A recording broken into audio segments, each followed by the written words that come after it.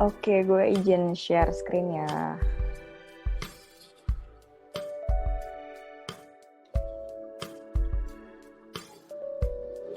Oke, udah kelihatan screen-nya? Udah? Sudah. Oke, halo semuanya. Terima kasih udah gabung di sharing session hari ini. Thank you Reva juga untuk pembukaannya. Hari ini gue mau sharing tentang cara gue membuat desain. Dan di sini gue sebutnya making magic karena buat gue membuat desain bisa membawa keajaiban juga.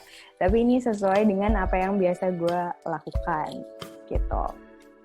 Nah, disclaimer dulu sebelumnya. Jadi gue bukan anak desain, maksudnya bukan lulusan DKV atau sejenisnya. Jadi gue kalau desain ya udah pakai feeling aja gitu. Kalau udah bagus ya udah berarti gue post gitu. Nah, kenalan dulu. Kalau tadi gue bilang gue bukan lulusan desain, gue adalah lulusan Atmajaya, di jurusannya atau fakultasnya adalah bioteknologi. Jauh banget ya dari desain. SMA-nya di Santa Ursula gitu. Nah, untuk kerjaannya sendiri lebih jauh lagi dari biotek-biotekan, tapi masih relate sama sesuatu yang berbau visual, desain juga.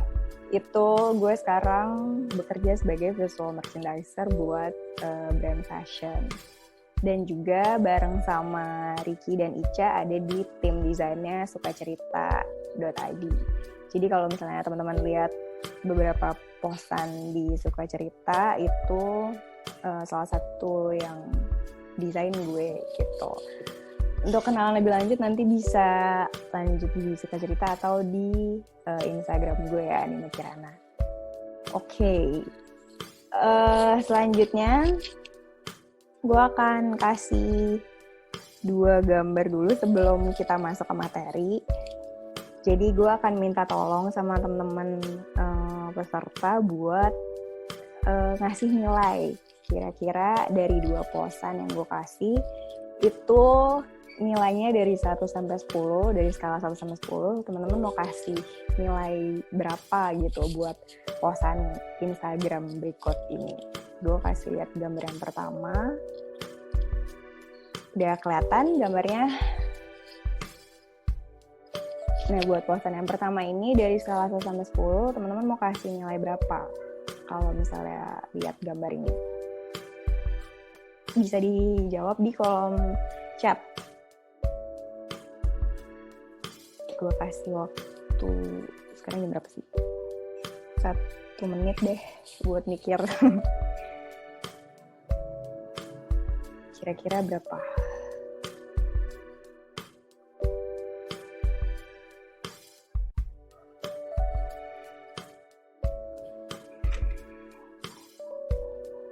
Dengan nilai yang kalian kasih, itu nanti dipikirin juga kira-kira kenapa ya gue kasih nilai segitu.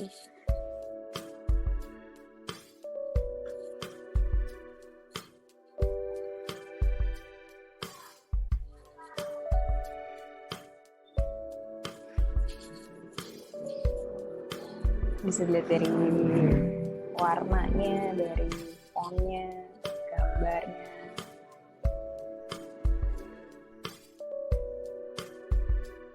Oke.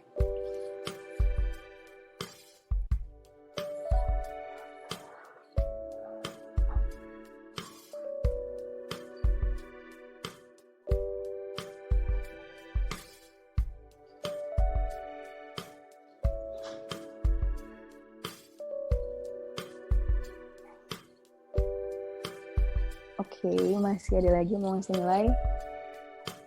Gue lihat ya, di chat. Wow.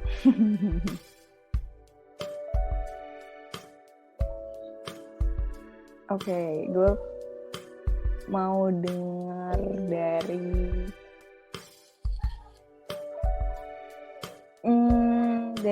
Eliza boleh? Eliza ngasih nilai 2 buat gambar ini. Boleh bantu unmute yang namanya Eliza. Halo? Nina. Hai. Kenapa kasih angka 2 nih buat desain ini? Ada alasannya nggak? Oke, jadi sebenarnya kenalin, gue Elizabeth. Iya, Jadi Elizabeth. kenapa gue kasih 2? Sebenarnya desainnya agak susah dibaca karena dia kan ada background VS juga, terus warna tulisannya putih kayak gitu, terus backgroundnya ungu, jadi terus ada yang ungu muda, ada yang ungu tua, terus jadi kayak agak susah sih menurut gue untuk dibacanya, nggak kurang pop gitu loh description-nya.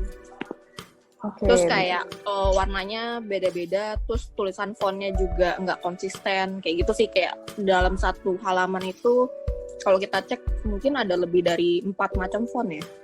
Ada 4 macam font kayaknya. Locker Programmer paling atas, title, terus subtitle-nya, description-nya kayak gitu sih.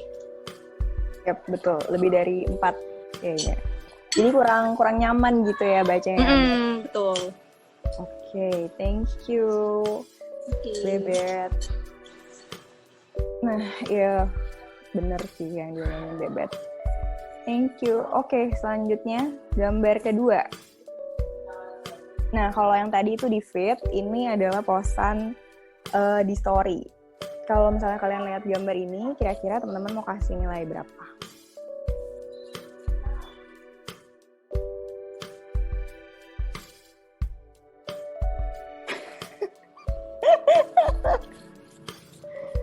Dutet.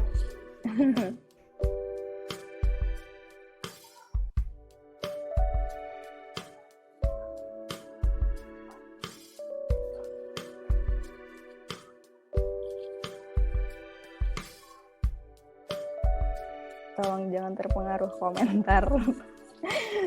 komentar netizen ya.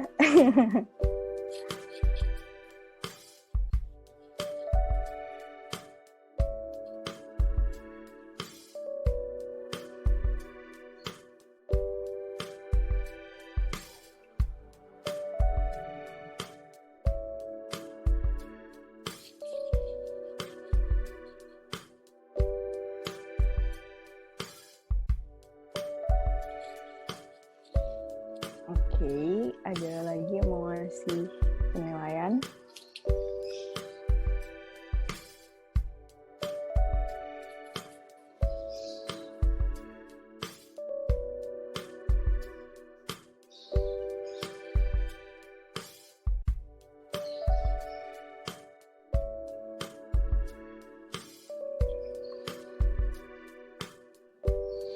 Oke. Ada susah nih ya milihnya.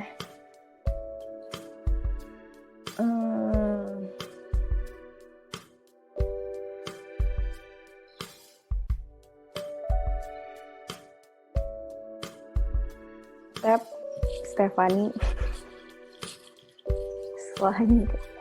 Stephanie boleh di-unmute. Minta tolong.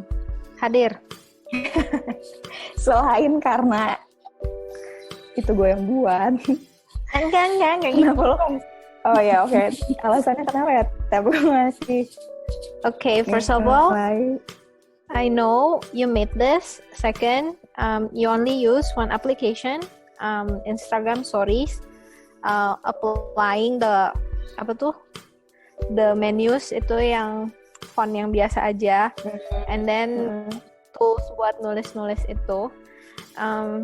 Jadi fontnya relatif lebih sedikit dan enak dibaca, komposisinya pas, warnanya nggak mencolok mata, cukup kayak warna-warna grey kayak gitu ya.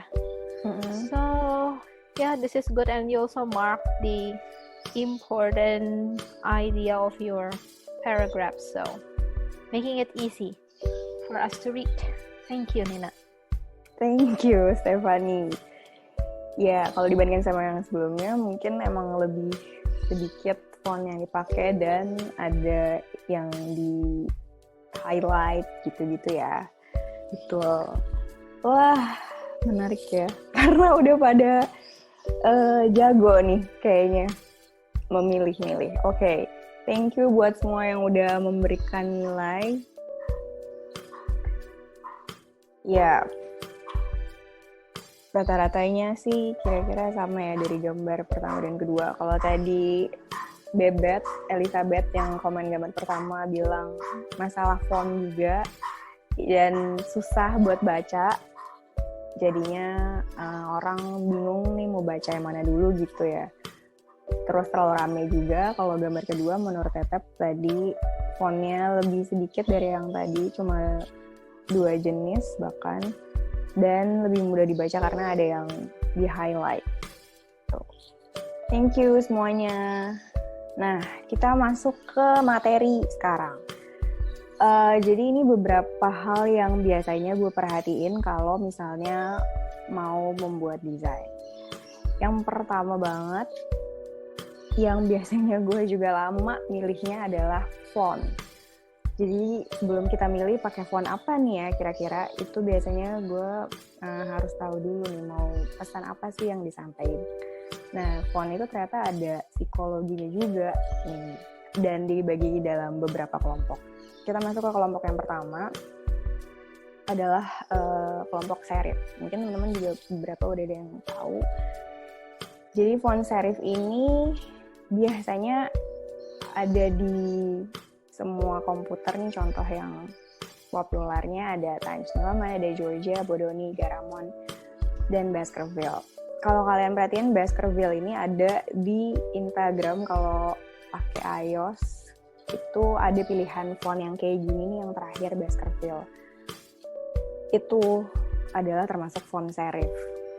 Terus ciri-cirinya apa sih font serif itu? Dia ada kakinya di bawah, di ujung-ujung gini. Dan yang membedakannya lagi adalah stroke-nya tuh ada 2 jenis, 2 kelebaran gitu, ada beda. Ada yang tebal, ada yang tipis gitu. Itu adalah ciri khasnya serif fonts. Nah, dia berhubungan sama hal yang kayak gimana sih? Dia berhubungan sama sesuatu yang tradisional, klasik, expensive. Kalau ngeliat font serif tuh kayak mahal gitu. Biasanya fashion banyak pakai font-font jenis serif. Dan respectable. Nah, selanjutnya yang kedua, kelompok sans serif. Nah, beda kan sama yang tadi. Kalau si serif itu dia punya kaki dan kelebarannya tuh beda. Kalau ini dia sama nih, dihajar ukurannya. Sans serif. Dan ujungnya juga clean gitu. Contohnya ada apa aja? Ada Helvetica, ada Verdana, Arial, Century Gothic, Calibri. Ini yang paling umum sering dipakai. Nah, berasosiasi dengan sesuatu yang universal, sesuatu yang clean, modern, minimal, dan simple. Sederhana deh kita ngeliatnya, karena dia nggak ada kakinya kan. Dan 1 jenis doang gitu. Nah, kalau yang tadi si serif itu dia berasosiasi sama sesuatu yang mahal, biasanya kan banyak tuh ya high-end brand yang pakai font serif buat nama brandnya, kayak Dior. Itu mirip-mirip Didot gitu sih. Nah, suatu font tuh bisa kayak mengganti identitas sebuah brand. Misalnya nih Burberry, kalau kalian perhatiin, dulu dia pakai font yang serif, jadi kelihatannya lebih mahal gitu. Dia kesan yang mau dibawa. Dia baru aja rebranding, belum lama ini kayaknya ya, Burberry, dari yang font serif jadi font yang sans serif. Dia punya message yang berbeda nih sekarang. Nah, itu dia mengidentifikasikannya atau mengenalkan sama konsumennya dengan memilih font yang jenisnya berbeda gitu. Seperti yang kita lihat, kalau misalnya kita lihat checkered yang coklat, merah, hitam gitu, udah pasti deh itu signature-nya Burberry gitu.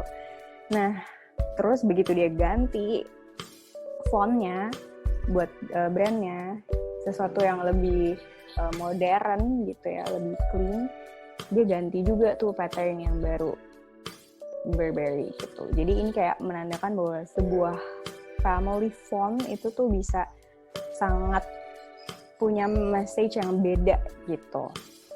Nah, kita lanjut ke kelompok berikutnya, ada slab serif. Nah, ini tuh kalau menurut gue kayak gabungan dari serif dan sans serif, di mana dia punya kaki tapi ketebalannya sama gitu. Kalau misalnya si serif tadi tebalnya ada yang tebal tipis, nah di sini dia semuanya tebalnya sama, tapi punya kaki.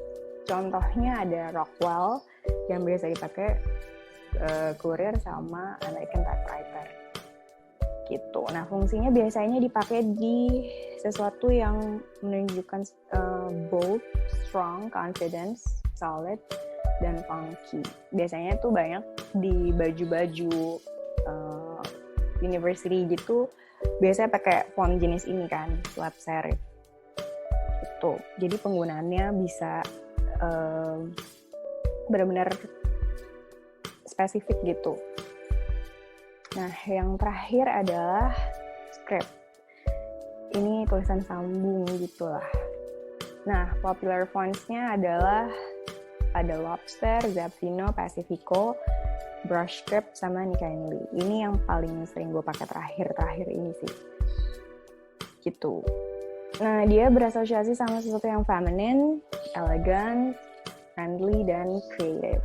Gitu. Biasanya mau nambahin kesan-kesan elegan gitu, biar nggak terlalu kaku, friendly, itu biasanya nambahin script fonts. Gitu. Itu tadi adalah kelompok-kelompok berdasarkan bentuk font itu.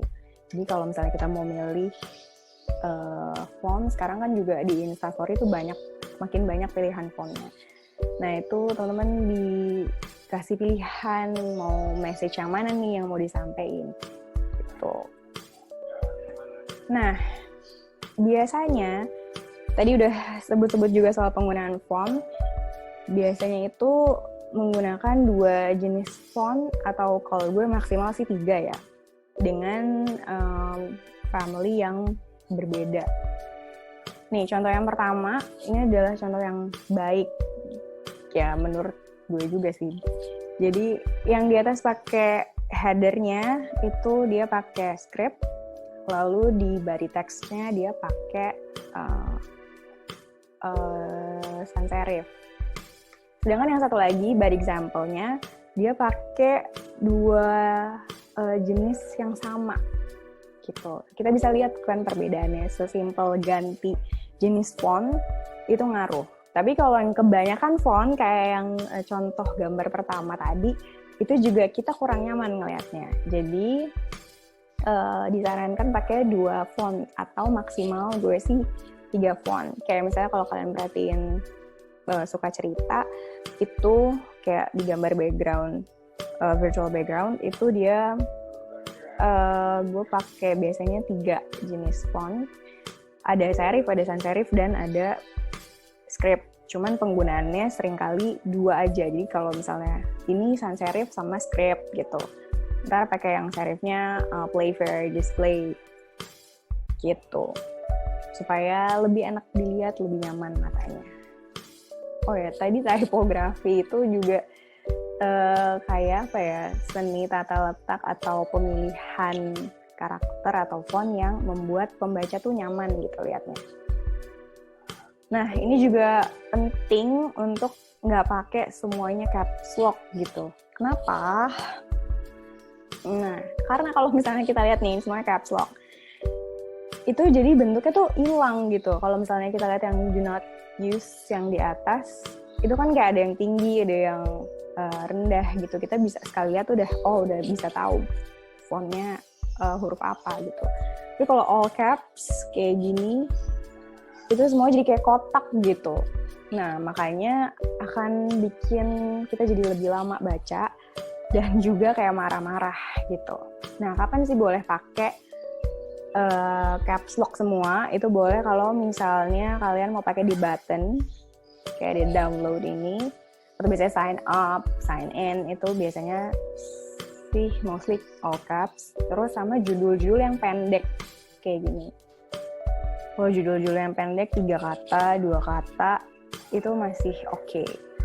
Gitu. Jadi hati-hati dengan penggunaan huruf kapital. Nah, get rid of line breaks. Jadi kalau misalnya, ini sebenarnya pelajaran bahasa Indonesia sih mungkin. Gue juga paling kesel kalau ngeliat pemenggalan yang tidak sesuai dengan suku katanya. Kayak misalnya di sini ada otherwise, dipisah di H-nya. Di sini unnecessarily, pas di C-nya gitu. Nah, orang baca ini kesel kan ya. Nah, menurut gue ini juga penting buat diperhatiin dalam pembuatan desain kalian. Gitu, sebisa mungkin orang tuh bacanya nggak sambil ngomel gitu.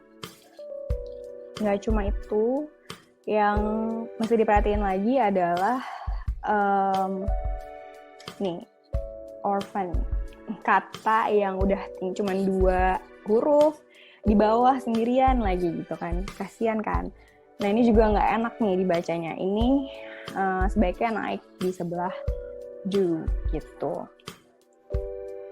Kayak sayang gitu satu baris sendirian doang kan.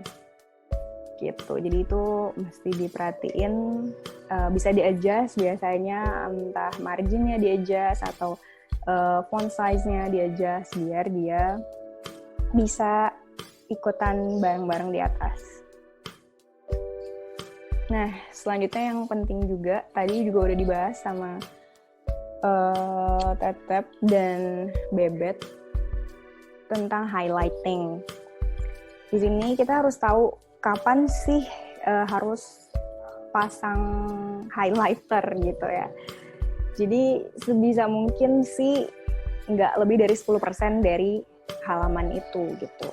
Dan teknik buat meng-highlight itu kan banyak ya. Bisa dibuat miring, bisa cetak miring, bisa buat cetak tebal atau underline. Terus juga perubahan warna itu juga bikin orang jadi langsung lihat kan. Perubahan font, terus juga size yang beda. Bisa juga multiple, jadi digabung. Kalau yang di sini dia ada bold, ada italics, dan beda warna gitu. 3 lah. Nah, tapi kalau kebanyakan itu juga pusing ternyata. Jadi kayak lebay gitu. Jadi maksimal 3, 2 atau 3 masih oke gitu. Atau ya biasanya kayak yang tadi contoh gambar yang kedua itu hanya di highlight dengan underline aja, tapi warna underline-nya beda gitu. Jadi nggak boleh too much. Nah, ini juga yang sering banget membuat nggak nyaman adalah kalau background-nya pertama keramaian, background-nya busy banget, penuh, udah ada garis, warnanya juga macam-macam. Terus yang kedua adalah kalau misalnya warna background-nya itu mirip sama warna font-nya atau tulisannya. Itu juga harus diperhatikan karena pengaruh banget sama kemampuan kita baca kan. Maksudnya jadi kayak nggak enak gitu bacanya. Gitu. Oke, selanjutnya adalah menggunakan kerning atau spasi jarak antar karakter yang tepat gitu untuk font-nya khususnya. Nah, ini contohnya. Jadi untuk script fonts itu kalau bisa sih nggak, space-nya tuh nggak loose gitu. Kalau loose jadi aneh kan. Namanya juga tulisan sambung ya.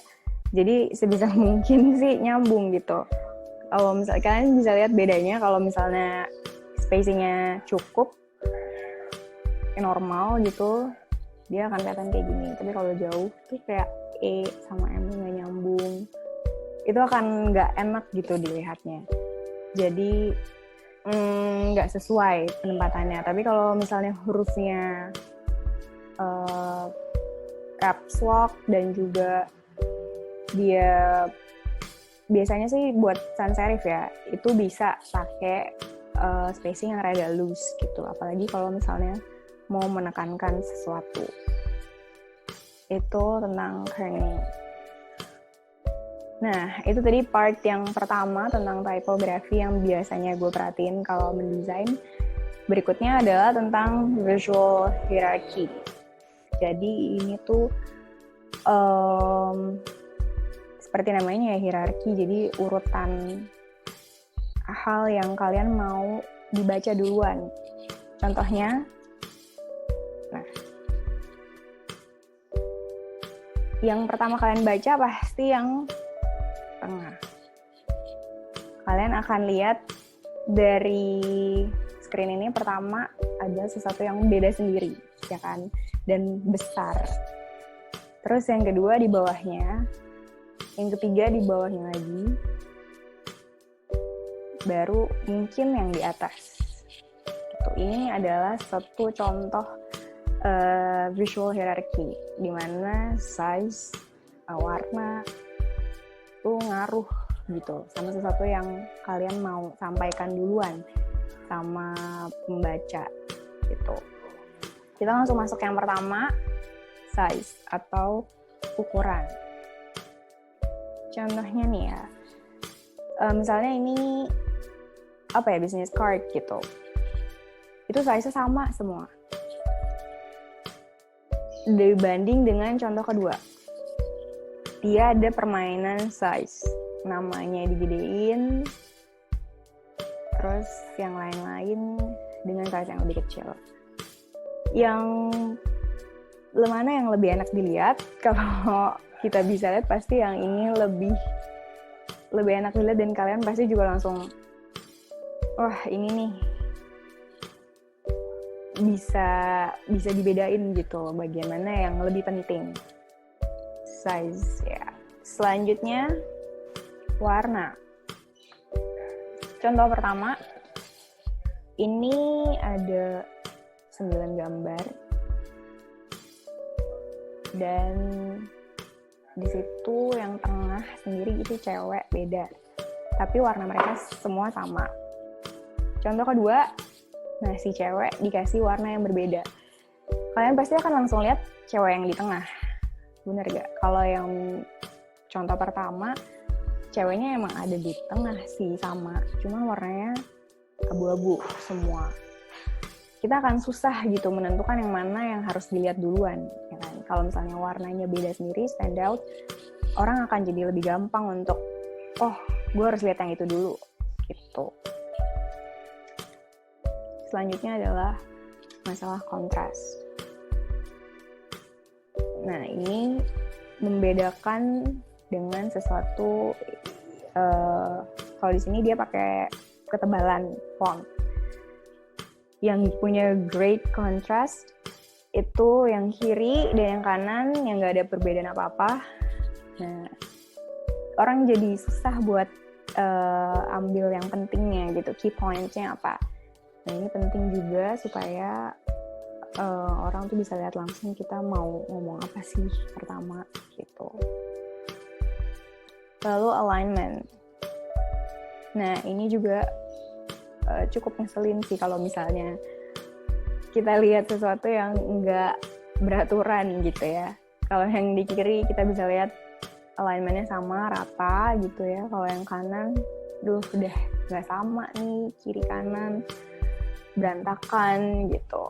Ini perlu diperhatikan biar orang bisa nyaman lihatnya. Apalagi kan sekarang kalau di Instagram tuh buat yang rata tengah kayaknya udah ada ini ya, garis gitu yang otomatis, oh ini di tengah gitu. Nah, selanjutnya adalah proximity atau kedekatan biasanya. Jadi hal-hal yang serupa atau satu kelompok itu dibuat satu kelompok sendiri gitu. Jadi misalnya nih yang ini sama nih bertiga, terus baru masuk ke kelompok berikutnya beda spasinya, terus masuk lagi ke kelompok berikutnya beda lagi. Dibanding dengan yang ini sama rata, ini sebenarnya misalnya 3 kelompok yang berbeda tapi dia spacing-nya sama semua gitu. Kita akan jadi susah membedakan kelompoknya masing-masing padahal mereka punya kelompok yang berbeda. Nah, ini juga penting biar orang bisa langsung terbantu untuk mengklasifikasi informasi gitu. Nah, yang berikutnya penting adalah white space. Dari 2 gambar ini, kita bisa lihat white space itu penting. Jadi, kalau yang gambar kiri, ini dia gambarnya di tengah, dan paling stand out kita mau dia dilihat pertama, baru kemudian kita masuk ke sharing session, baru ke font yang lebih kecil tanggalnya.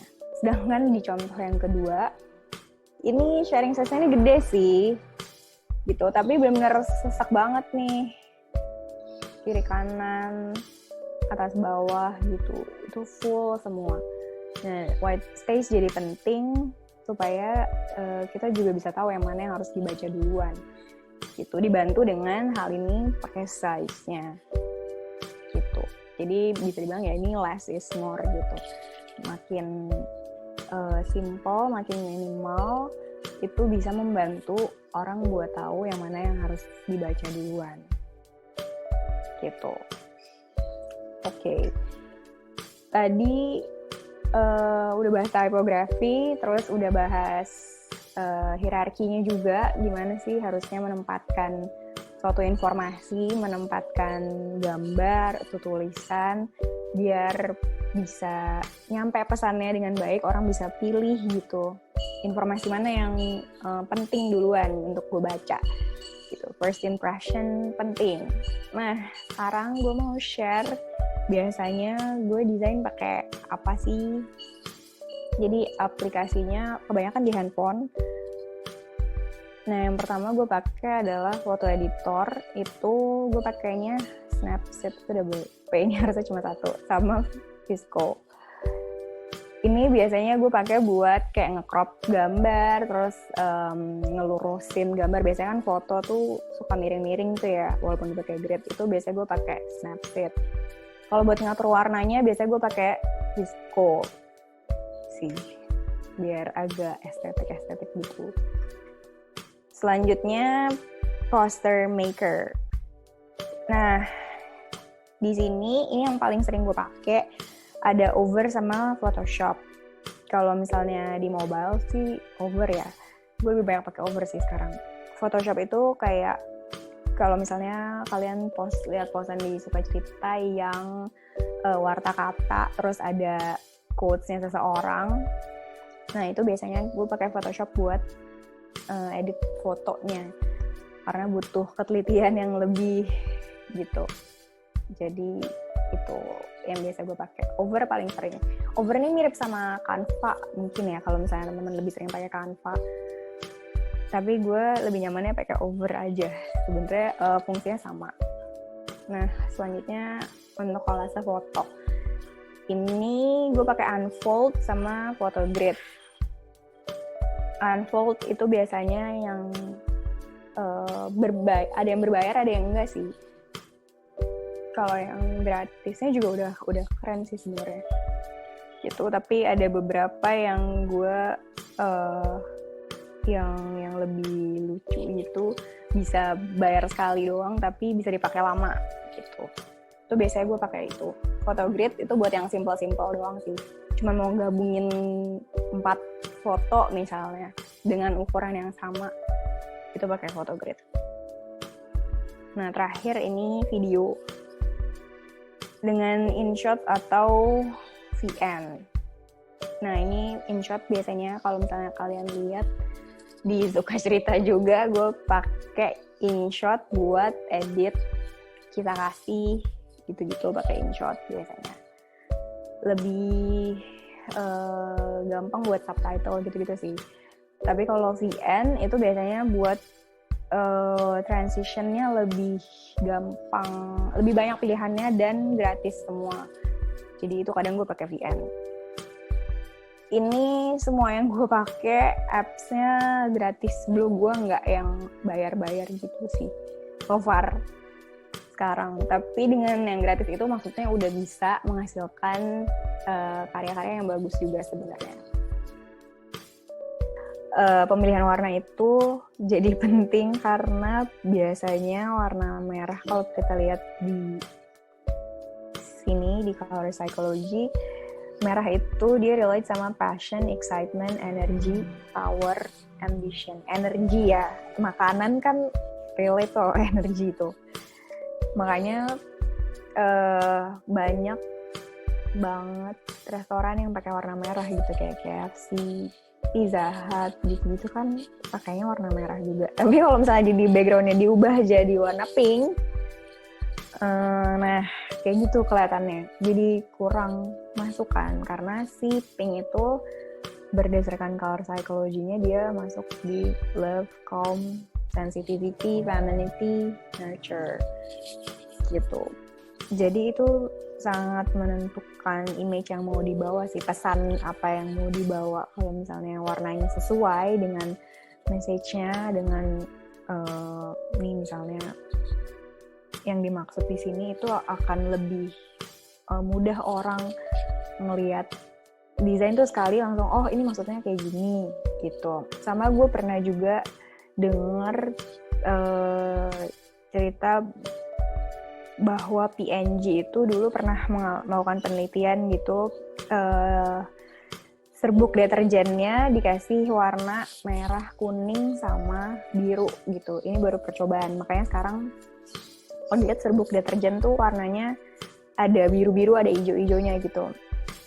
Nah ternyata pas dikasih ke ibu-ibu gitu suruh milih warna yang mana yang menurut mereka paling bersih, mereka bilang yang di merah mereka takut nyuci pakai itu gitu, takut baju rusak katanya. Kalau kuning ya so-so lah, biasa aja, tapi mereka merasa paling bersih pakai serbuk yang ada warna biru atau hijaunya gitu. Padahal sebenarnya warna merah, kuning, dan biru itu bahan kimianya tuh sama gitu. Sebenarnya kalau mereka nyuci pakai itu tuh hasilnya sama, tapi karena warna yang berbeda itu tadi, mereka jadi punya sugesti gitu bahwa oh yang nyuci pakai warna biru nih lebih bersih gitu. Padahal sebenarnya itu adalah hal yang sama. Nah makanya sejak itu mereka nambahin serbuk-serbuk warna biru atau hijau di serbuk deterjennya mereka untuk membuat kesan bahwa oh deterjen gue lebih bersih loh nyucinya, kayak gitu. Jadi menurutku itu penting untuk diperhatikan warna. Penting banget. Thank you Dita.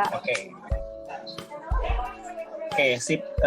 Thank you Nina dan semua teman-teman yang sudah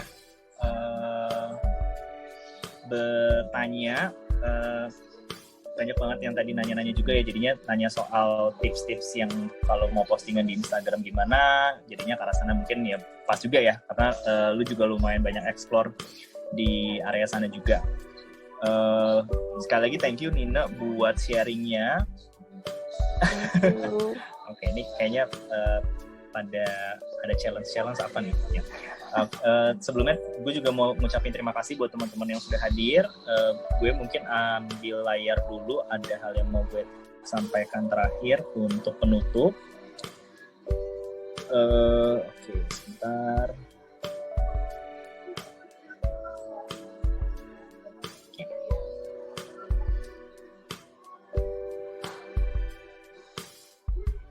Nah,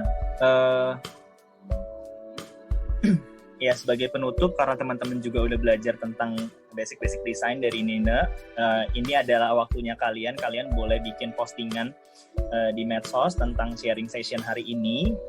Postingannya bebas, mau berupa refleksi ataupun insight dari sharing session hari ini. Kemudian kalian mention juga @sukacerita.id. Monggo juga kalau buat teman-teman yang belum follow, kalau misalkan mau follow silahkan. Sebenarnya kami juga membuka kesempatan buat teman-teman masukin ide konten terkait dengan ada satu konten kami yang namanya kisah kasih. Mungkin nanti kalau misalkan teman-teman tertarik juga untuk ngisi cerita di sana, boleh DM juga sukacerita.id. Ini jadi nah ini tadi pernyataannya Kak Jenny, inilah yang benar-benar terjadi gitu. Jadi coba kalian buat postingan media sosialnya. Kemudian kami juga mau minta tolong untuk teman-teman isi feedback.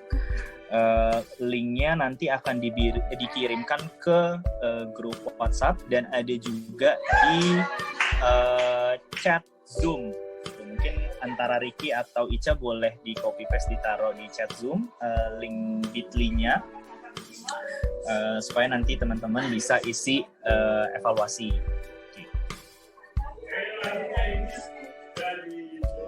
Nah, mungkin sebelum menutup dari Nina ada closing statement kah tentang mendesain? Oke ya, thank you. Dari gue, mendesain menurut gue semua orang bisa bikin postingan yang bagus, jadi jangan takut, sering-sering latihan mungkin ya. Kalau misalnya emang pengen banget bikin postingan yang bagus, jangan takut, cobain aja. Kayak tadi, kayak si Reva udah ngasih challenge tuh, dicobain aja gitu, karena pada dasarnya bagus jelek tuh di desain relatif sih.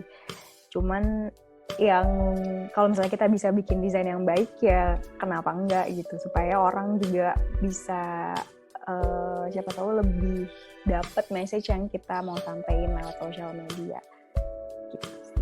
Thank you semuanya, maaf ya kalau ada yang kurang-kurang. Kok ketawa sih? Oh, bagus kan, Nin? Ya, bagus kok. Oke. Ya, thank you Nina. Closing statement Nina tadi itu menutup sesi kita hari ini. Teman-teman, gue mau ajak kita foto bersama. Boleh dinyalain videonya. Nanti dari Ricky atau Ica boleh di screenshot. Monggo diaktifin videonya.